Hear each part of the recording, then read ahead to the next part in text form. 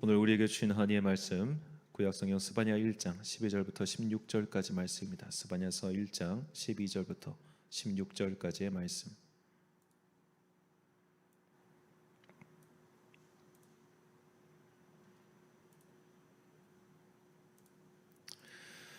이제 저와 함께 한 절씩 교독하시겠습니다.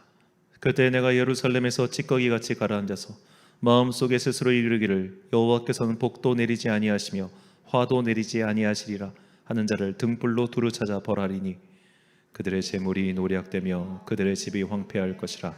그들이 집을 건축하나 거기에 살지 못하며 포도원을 갔구나 그 포도주를 마시지 못하리라. 여호와의 큰 날이 가깝도다. 가깝고도 빠르도다. 여호와의 날의 소리로다. 용사가 거기서 심히 슬피 우는도다. 그날은 분노의 날이요 환난과 고통의 날이요 황폐와 패망의 날이요 캄캄하고 어두운 날이요 구름과 흑암의 날이요 함께 있습니다. 나팔을 불어 경고하며 견고한 성읍들을 치며 높은 망대를 치는 날이로다. 아멘. 나태하지 말고 기도하라는 제목으로 하나님의 말씀 선포하겠습니다. 자, 우리가 하나님의 일을 한다고 해서 갑자기 내 삶의 모든 것들이 다 순적하게 풀리는 것은 당연히 아닙니다. 오히려 하나님의 일을 하는데도 참 모든 게 어려울 때가 많죠. 지금 제가 그렇습니다. 사실 이제 2주 전에 이렇게 음향 공사를 했는데 하고 나서 계속해서 오히려 더 큰 문제들이 생기고 있어요. 그러니까 이전까지는 제가 사실 이제 우리 교회 현장에서는 사실 소리가 별 문제가 없었는데 유튜브로 송출되는 소리가 너무 좋지 않아서 그래서 기계를 바꿨습니다. 기존까지 이제 유튜브 송출용 기계는 제가 이제 그 개인 방송 딱 시작했을 때 그 8만 원짜리 기계였어요. 정말 너무너무 참 저렴한. 그래가지고 이게 소리가 너무 안 좋아서 이제 사실 좀 큰 돈을 들여서 바꿨는데 이 바꾸면서 이제 요새는 다 디지털 음향이기 때문에 프로그램을 2개를 추가로 컴퓨터에 설치를 했습니다. 그러고 나니까 이 컴퓨터가 이상하게 계속해서 삐그덕 거리는지 이게 저희가 방송을 어떻게 하냐면 실시간 방송을 하면서 동시에 녹화를 해요. 그리고 녹화본을 또 유튜브에 올리는 겁니다. 그래서 항상 보면은 예배 파일이 2개가 올라올 거예요. 자, 그래서 녹화본을 올리는데 녹화 버튼만 누르면 지금 컴퓨터가 다운되는 거예요. 실시간 방송이 끊어지고. 그래서 이제 아마 처음 접속하신 분들은 접촉하고 한 5초 있다가 방송이 끊어지고 5초 있다 방송이 끊어지고 이게 반복되는 이유가 이것 때문인데 그래서 오늘 또 이제 그 업체 관계자랑 통화를 해가지고 또 이렇게 수리를 했는데 똑같은 일이 또 벌어지니까 이 찬양을 하면서 차증이 여기서부터 깊게 올라오는 겁니다. 정말 별의별 생각이 머릿속에 다 들더라고요. 자, 그러면서 이제 저에게 2가지 생각이 들었습니다. 첫째로 이제 앞으로 우리 교회가 더 부흥하고 좀 누군가를 또 이제 직원으로 채용할 수 있는 기회가 오면 음향 사역자만큼은 정말 많은 돈을 들여서라도 최고로 해야겠다 생각이 첫 번째 들었고, 2번째로 하나님께서 왜 날 이렇게 이거 갖고 괴롭히시나. 사실 이게 정말 저한테 스트레스인데 우리 교회 음향을 이게 시작하고 나서 무려 3명의 엔지니어가 왔다 갔습니다. 설치해 준 사람, 그리고 저희 가족 중에 또 엔지니어가 있어가지고 와서 또 봐주고, 그리고 또 이번에 공사 때 3명의 엔지니어가 봐줬는데도 계속해서 그때그때마다 문제가 생기는 거예요. 근데 그걸 옆에서 제가 쭉 보면서 하나님께서 내가 이거를 좀 어느 정도는 할 줄 알게끔 최소한 구동은 시킬 수 있게끔 훈련을 시키시는구나라는 생각이 불현듯 들었어요. 여러분, 중국집 사장도 내가 요리를 할 줄 아는 사람이 있고 할 줄 모르는 사장이 있습니다. 근데 요리를 할 줄 모르는 사람은 요리사, 그러니까 주방장한테 완전히 좌지우지 된다는 거예요. 이 주방장이 레시피 다 알고 있고 하고 있기 때문에 그냥 임금 형성하다가 마음에 안 들면 그 주방장이 나가버린대요. 그러면 그 짜장면집 망하는 거예요. 그래서 기본적으로 이제 중국집 사장님은 최소한 짜장 소스 정도는 만들 줄 알아야 된다. 뭐 그런 요식업계의 조언이 있습니다. 그러니까 최소한은 내가 할 줄 알아야 된다는 거죠. 교회 목사도 마찬가지인 것 같아요. 이제 앞으로 이 교회가 지금 뭐 요새는 이제 아주 멀티버스라고 해가지고 지금 이제 아예 교회 학교도 가상현실에 차리고 있고, 지금 이제 총회 교육자원부에서도 이번에 그 마인크래프트를 활용한 교회 여름 성경학교 뭐 그런 걸 지금 또 하고 있어요. 그래서 초등학생들을 모집해서 이게 무려 7월부터 10월까지 하는 여름 성경학교입니다. 마인크래프트를 이렇게 쌓아가지고 뭐 교회 학교를 뭐 한다고 하는데 처음으로 이제 메타버스 그런 교회 학교를 하는 거죠. 이런 거에 관련해 가지고 얼마 전에 제 친구 목사가 이제 또 기독신문에 칼럼을 썼는데 이 친구가 쓰는 용어를 제가 못 알아듣겠더라고요. 분명히 나랑 나이도 같고 같이 학교를 다녔는데 이제 분야가 다른 거예요. 정말 지금 딱 41살 된 저도 요즘 식으로 말하면 그런 인터넷 용어라고 해야 될까요? 컴퓨터 용어, 전문 용어를 아예 말도 못 알아듣겠는데 지금 50대, 60대 목사님들은 어떻게 했습니까? 이건 완전히 정말 바뀐 거예요. 진짜 패러다임 시프트가 확 일어나 버린 시대를 살고 있는데 이런 상황에서 목사는 사실 모르는 게 어떻게 보면 더 보편적이겠죠. 사실 7년의 교육을 거쳐도 그 기간 동안 성경을 익히는 것도 힘들어 죽겠는데 이런 컴퓨터를 익히고 뭐 음향을 익히고 방송을 익히고 인터넷 서비스를 익히고 더군다나 이제는 가상현실 메타버스까지 익히려면 이게 뭐 어떻게 되겠습니까? 이게 목사인지 엔지니어인지 알 도리가 없겠죠. 근데 최소한은 할 줄을 알아야, 이게 뭔지는 알아야 이게 깔딱깔딱 진짜 차장 소스라도 만든다는 거죠. 탕수육은 못 만들어도 짜장면은 만들 줄 알아야 어떤 가게가 유지되는 것처럼 하나님께서 나를 이렇게 훈련시켜 가지고 최소한은 할 수 있게끔 만드시는구나 라는 생각이 들었습니다. 자, 우리가 하나님의 일을 한다고 해서 모든 게 다 순적하게 진행되는 건 아니에요. 분명히 하나님께 예배를 잘 드리기 위해서, 그리고 예배를 함께 드리시는 분들을 위해서 이렇게 공사를 하고 정말 돈 수백을 썼지만 결과물이 이렇게 안 좋을 때마다 마음이 너무 힘들거든요. 힘들어요. 근데 우리가 하나님의 일을 할 때 이런 일들이 참 많아요. 정말 노력했는데, 진짜 많은 시간을 들였는데 결과가 안 좋게 나타날 때, 그리고 그 결과까지 가는 과정이 전혀 순적하지 않을 때 진짜 마음 힘들어요. 이게 마귀의 공격인가 사탄의 공격인가 그런 생각이 들면서 동시에 왜 하나님께서 이 모든 것들을 순적하게 열어가 주시지 않는지, 정말 내 마음속 깊은 것은 정말 순수한 열정 가득하게 그렇게 일을 하고 있는데 그런 마음이 든단 말이죠. 반대로 모든 일이 순적하게 진행될 때, 모든 일이 내 계획대로 성취될 때 우리는 하나님이 나와 함께 하시는구나 라는 오해를 하기도 합니다. 그러니까 둘 다 오해라는 거예요. 지금 내가 하고 있는 일이 안 된다고 해서 하나님께서 나를 버리셨다는 증거가 아니에요. 반대로 지금 내가 하고 있는 일이 잘 된다고 해서 하나님께서 나와 함께 하신다는 증거가 아니라는 겁니다. 그래서 우리는 오히려 영적인 부흥기, 모든 것이 잘 되고 있고 모든 것이 순적할 때 경계하며 기도해야 돼요. 이렇게 순적하다고 해서 그 순적함이 오늘 하나님이 나와 함께 하신다는 증거가 아니기 때문입니다. 오늘 본문 스바냐서는 바로 우리에게 이것을 가르쳐주고 있습니다. 우리는 스바냐서를 읽기 전에 먼저 이 스바냐서의 배경, 그리고 이 스바냐가 누구인지 살펴볼 필요가 있어요. 본문 1장 1절 말씀. 아모데 아들 유다 왕 요시야의 시대에 스바냐에게 임한 여호와의 말씀이라. 스바냐는 히스기야의 현손이요 아마리아의 증손이요 그다랴의 손자요 구시의 아들이었더라. 아멘. 자, 먼저 이 스바냐의 배경이 요시야의 시대라고 말하고 있습니다. 그리고 스바냐는 히스기야의 현손이라고 말하죠. 그러니까 스바냐는 왕족이었어요. 히스기야의 4대 손이었던 겁니다. 히스기야가 이제 스바냐의 고조 할아버지가 되는 거죠. 이걸 이제 원래는 고손이라고 하는데 이 손자한테 높을 고자를 붙이는 게 안 맞다 해서 현손이라고 이렇게 합니다. 자, 이 4대가 근데 요시야 왕의 3대, 그러니까 요시야 왕은 히스기야의 증손자잖아요. 그리고 이 두 개를 보면은 스바냐는 요시야보다는 어렸을 가능성이 높겠죠. 뭐 그 다음 세대니까. 그리고 왕족이었다. 이게 되게 중요하고, 두 번째로 이 배경이 되는 요시야의 시대가 참 중요합니다. 요시야 왕은 8살 때 왕위에 올라가지고 31년 동안 유다를 다스렸습니다. 그리고 요시야 왕 18년에 그 요시야가 여호와의 성전을 수리하다가 그곳에서 여호와의 율법책을 발견하지요. 그리고 그 율법책을 읽고 백성들에게 낭독해주고 그 율법서의 예식대로 여호와의 유월절 예식을 치릅니다. 그러고 나서 성경이 그 요시야를 가리켜 이렇게 평가해요. 열왕기상 23장 25절 말씀. 요시야와 같이 마음을 다하며 뜻을 다하며 힘을 다하여 모세의 모든 율법을 따라 여호와께 돌이킨 왕은 요시야 전에도 없었고 후에도 그와 같은 자가 없었더라. 아멘. 자, 요시야와 같은 왕이 없었다. 즉 그는 믿음의 관점에서 볼 때 너무나 자랑스러운 왕이었어요. 그렇다면 똑같은 믿음의 관점의 선지자 입장에서는 내가 이렇게 훌륭한 왕 밑에서 지금 예언자 활동을 하고 있어. 더구나 나 왕족이야. 나 너무 좋아. 진짜 너무 자랑스러워. 이게 막 그 믿음의 뿌듯함, 그런 게 있었던 거예요. 스바냐 시대에는. 이제 하나님께서 우리와 함께 하실 거야. 저 우리 왕을 봐. 우리 왕은 정말 하나님을 신실하게 사랑하고 이렇게 예배를 정성껏 드리는 훌륭한 왕이야. 이제 하나님께서 우리와 함께 하실 거야. 이제 하나님께서 우리를 도와주실 거야. 하나님의 임재가 예루살렘과 유다 왕국에 가득할 거야. 이렇게 선포를 해야 되는데 오늘 본문에서 스바냐가 뭐라고 합니까? 심판이 있을 것이다. 예루살렘아, 너희에게 심판이 있을 것이다.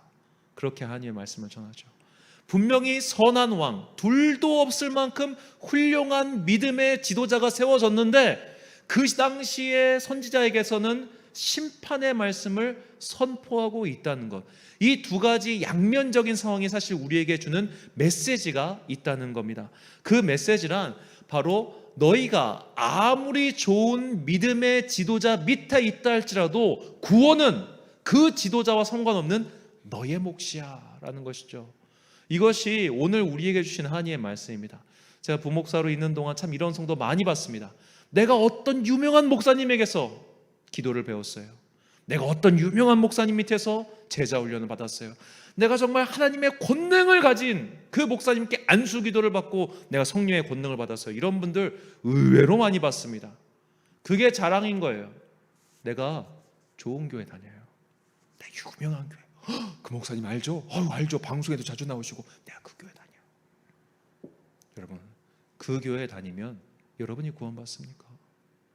자, 모든 인류 역사상 가장 훌륭한 영적 지도자는 모세죠. 그 모세 밑에 있었던 광야의 이스라엘 민족은 다 죽었습니다. 반항하다가. 아무리 훌륭한 지도자, 정말 하나님의 직통 계시를 받는 그런 지도자 밑에 있어도 구원 못 받을 사람은 못 받아요.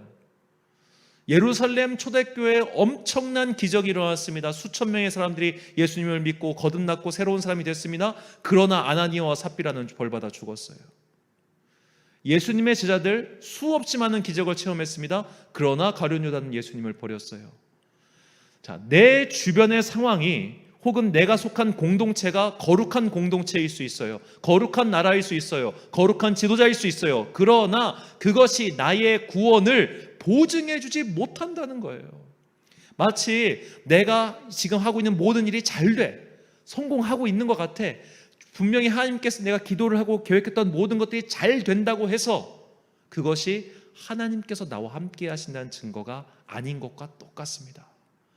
내 주변의 모든 것들이 순탄할 때, 내 주변의 모든 계획들이 내 생각대로 이루어질 때 우리는 오히려 그때 더 하나님 앞에서 경계하며 기도해야 돼요. 요시야 왕이라는 좋은 왕이 있었지만 오히려 그 좋은 왕 때에 예루살렘 백성들에게는 너희는 벌을 받을 거야 라는 하나님의 선포가 임했던 것처럼 우리가 설령 좋은 교회, 거룩한 교회 혹은 거룩한 나라, 거룩한 공동체, 심지어 믿음의 가정에서 태어나서 훌륭한 부모 밑에서 신앙을 배웠다 할지라도 그것이 나의 구원을 보증해 주지 못한다는 것, 우리는 이것을 반드시 기억하고 있어야 됩니다. 우리가 그런 착각을 참 많이 해요.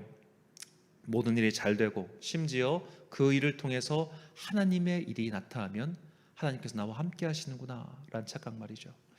자, 제가 이제는 그 기도 원장님의 성함이 기억이 안 나는데 70년대에서 후반에서 80년대 초반에 이게 굉장히 유명했던 치유사역자 원장님이 계셨습니다. 여성 원장님이셨는데요. 자, 그분이 정말 막 어마어마한 기적이 일어났대요. 그분을 통해서. 그래서 막 기도원도 엄청 커지고 막 많은 사람들이 막 날마다 불려 들어와가지고 막 병 고쳐주세요 뭐하고 막 일들이 일어났어요. 자, 그렇게 막 바쁘게 사역하다가 어느 날 그 이제 원장님이 잠을 자는데 꿈속에서 하나님이 나타나셨어요. 그래가지고 하나님 저 이렇게 많은 일 하고 있어요. 저 좀 칭찬해 주세요. 그러니까 하나님이 그러시더라는 거예요. 너 누구냐? 하나님 저 몰라요. 저예요. 저 이렇게 기도원도 세웠고요. 심지어 병도 고치고요. 지금 엄청나요. 저 대단한 하나님 왜 그래요? 난 널 도무지 모른다. 그렇다는 거예요. 꿈에서 깨어나서 그 원장님이 철저하게 회개했다는 거예요. 그리고 더 이상 그분은 치유사역을 하지 않았다고 합니다. 치유사역을 통해서 기적이 나타나니까 그 기적을 체험한 사람들이 주님께 영광을 돌리는 게 아니라 그 원장만 바라보더라는 거예요. 우리 원장님, 능력의 원장님, 훌륭한 원장님, 그것에 자기도 모르는 사이에 취해 있었던 것이죠. 예수님께서는 이미 이것을 이렇게 경고하셨습니다. 마태복음 7장 22절과 23절 말씀. 그날에 많은 사람이 나더러 이르되 주여 주여 우리가 주의 이름으로 선지자 노릇하며 주의 이름으로 귀신을 쫓아내며 주의 이름으로 많은 권능을 행하지 아니하였나이까 하리니 그때 내가 그들에게 밝히 말하되 내가 너희를 도무지 알지 못하니 불법을 행하는 자들아 내게서 떠나가라 하리라. 아멘. 자, 귀신을 쫓아내고 기적이 일어났다면 그야말로 하나님의 사람 아니겠습니까?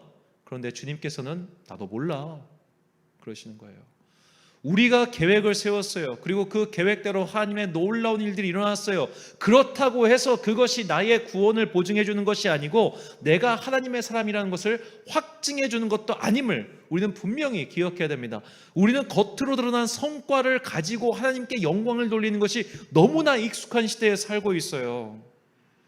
예전에 제가 다니던 학교는 일주일에 4번 채플, 그러니까 예배가 있습니다. 학교 예배. 일주일에 4번 이렇게 해서 강사를 모실 때 어떤 강사를 모시겠습니까? 다 성공한 목사들만 모여요. 다 성공한 목사. 저는 정말 작은 교회, 그러니까 소위 말해 기관 선교라고 하는 그런 분이 오신 케이스를 딱 7년 동안 딱 2번 봤습니다. 그것도 학생회 초청으로 오신 분. 다들 유명한 목사, 전국 단위 목사, 그리고 목사들의 꿈도 그 학교 강단에 서가지고 설교하는 게 꿈이에요. 그러면 내가 이제 이 정도 내가 강사가 됐다 이렇게 자랑을 하게끔. 다 모이면은 다 자기 자랑이에요. 내가 이런 일을 했네, 저런 일, 다 은근히 자랑. 이런 교회를 세웠네, 우리 교회가 이런 일을 하고 있네, 기타 등등등등. 그러다 보니까 우리는 그런 일이 이루어지면 하나님이 그들과 함께 하신다는 증거로 생각한다 이 말입니다. 근데 아니라고 제가 누누이 말씀드리죠. 우리나라에 있었던 모든 목회자를 다 통틀어도 박태선만큼 기적을 일으킨 사람이 없어요.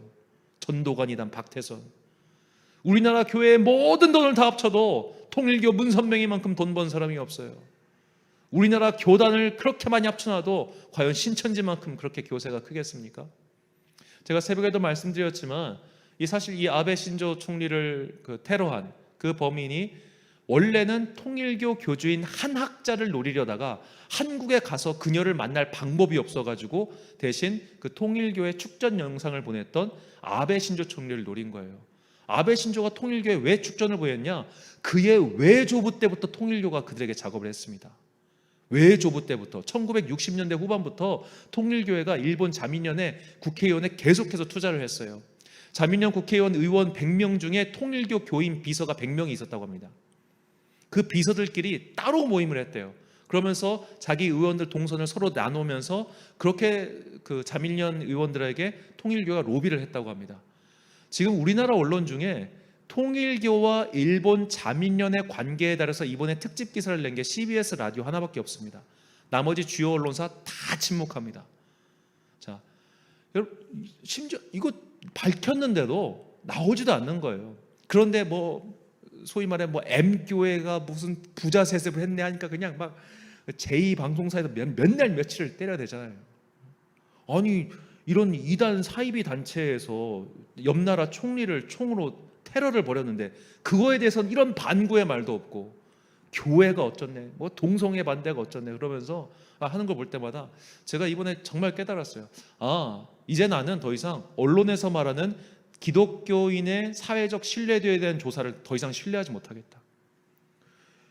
이미 언론 지형이 우리가 뭔가 하면 그냥 욕하는 게 익숙해 있어요. 우리가 좋은 일하는 거 아무도 생각 안 해요. 나쁜 놈들이 나쁜 짓 하는 것도 얘기를 안 해요. 그러니까 신천지에 대한 부정적인 여론이 높을까요? 기독교에 대한 부정적 여론이 높을까요? 통일교에 대한 부정적 여론이 높을까요? 기독교에 대한 부정적 여론이 높을까요? 심지어 하나님의 교회 장기일자 이단에 대해서는 이런 반구의 말도 없습니다. 그러면서 우리가 세상으로부터 이렇게 막 핍박받네, 막 세상 사람들이 우리를 싫어하네. 괜찮아요. 이게 내가 볼 땐 이게 세상이 이상해 이제는 이제 믿을 수가 없어 정말. 자, 우리의 눈앞에서 그런 봉사를 하고 그런 놀라운 일들을 하고 크게 건물을 짓고 수없이 많은 사람이 모인다고 해서 진리를 담보할 수 없는 것처럼 오늘 내가 좋은 교회에 속해 있고 좋은 공동체에 속해 있고 좋은 가정에 있고 심지어 나를 통해서 하나님의 놀라운 일들이 일어난다 할지라도 내가 구원받은 확증이 될 수 없다는 겁니다. 구원의 증거는 오직 겉으로 드러나는 것이 아니라 나와 하나님과의 1대1의 관계에서, 그것은 누구도 알 수 없고 오직 나와 하나님만이 알 수 있는 거라는 거예요. 오늘 스바냐 선지자는 우리에게 그것을 가르쳐주고 있습니다. 스바냐 3장 17절 말씀입니다. 너의 하나님 여호와가 너의 가운데 계시니 그는 구원을 베푸실 전능자이시라. 그가 너로 말미암아 기쁨을 이기지 못하시며 너를 잠잠히 사랑하시며 너로 말미암아 즐거이 부르며 기뻐하시리라 하리라. 아멘. 자, 여기서 잠잠하다라는 히브리어에 주목해야 됩니다. 이 잠잠하다라는 히브리어는 카라시란 말인데 조용히 듣다, 잠잠하다, 조용하다라는 의미도 있지만 새기다, 만들다, 계획하다라는 뜻도 있어요. 그래서 우리말 새번역 성경은 이 본문 17절 조금 다르게 번역합니다. 주 너의 하나님이 너와 함께 계신다. 구원을 베푸실 전능하신 하나님이시다. 너를 보고서 기뻐하고 반기시고 너를 사랑으로 새롭게 해주시고 너를 보고서 노래하며 기뻐하실 것이다. 아멘. 자, 이 사랑으로 새롭게 해주시고와 우리 개역 개정판에 잠잠히 사랑하다를 연결시켜 생각해 봅시다. 하나님의 사랑은 조용하고 잠잠하지만 우리를 변화시키고 있어요. 그런데 이게 조용하고 잠잠해서 나만 아는 거예요. 나만 알아요. 나만 알아. 내가 구원을 받았다는 증거는 나만 알 수 있어요.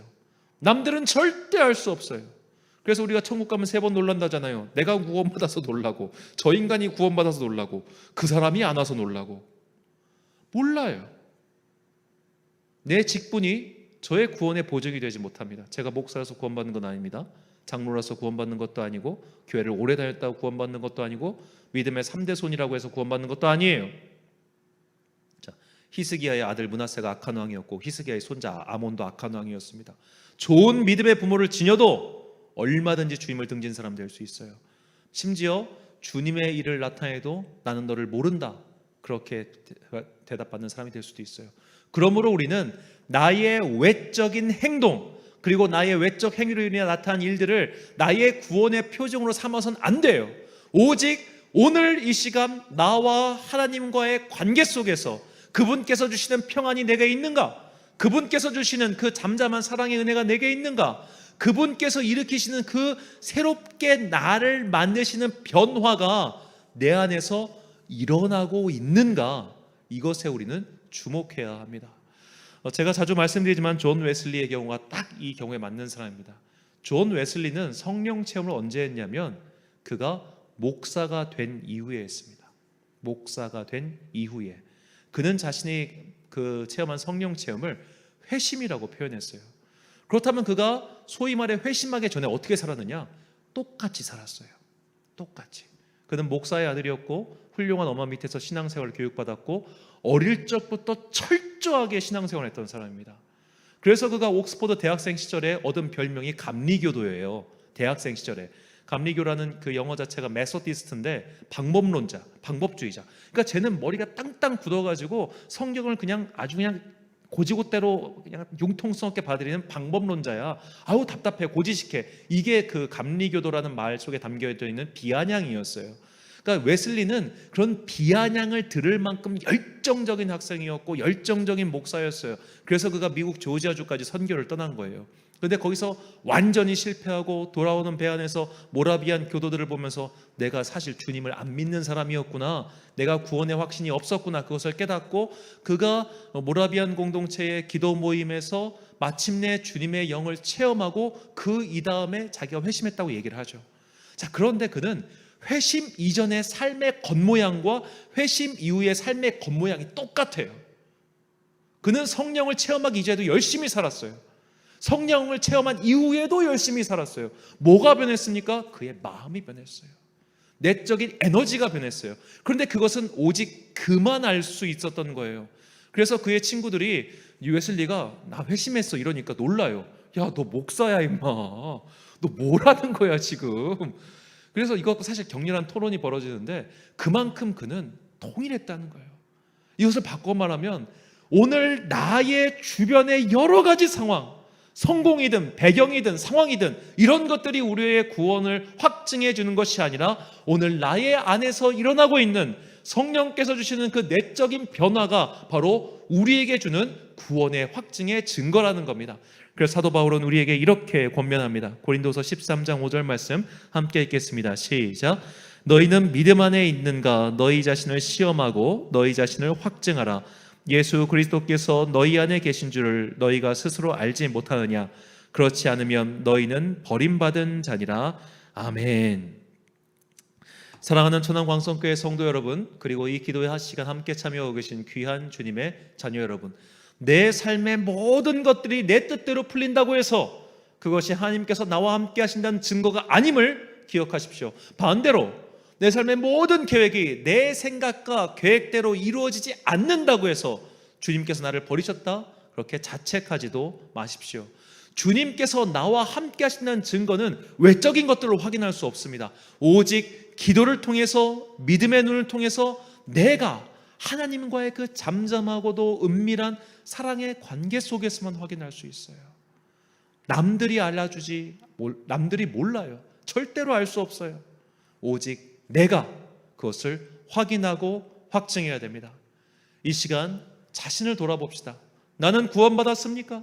나는 주님께서 주시는 그 은밀하고도 잠잠한 사랑을 체험했습니까? 그 사랑이 지금도 내 안에서 나를 움직이고 변화시키게 하고 있습니까? 내 삶이 잘 풀리면 이것이 막 불일 듯 일어나고 내 삶이 안 풀리면 하나님은 날 버리셨구나, 그런 게 아니라 내 삶의 여러 가지 좌우의 상황과 아무런 상관없이 항상 내 안에서 그 움직이고 있는 주님의 사랑이 우리 안에 있느냐, 이 말입니다. 오늘 이 시간 내가 이 사랑에 대한 확증이 없다면 확증을 달라고 기도하시고, 이 확증이 있다면 그 힘을 가지고 내 삶의 여러 가지 풍파에도 불구하고 끝까지 믿음과 소명의 길을 걸어가는 여러분과 제가 되시길 간절히 축원합니다. 우리 같이 찬양한 이후에 기도하겠습니다. 허무한 시절 지날 때, 깊은 한숨 내쉴 때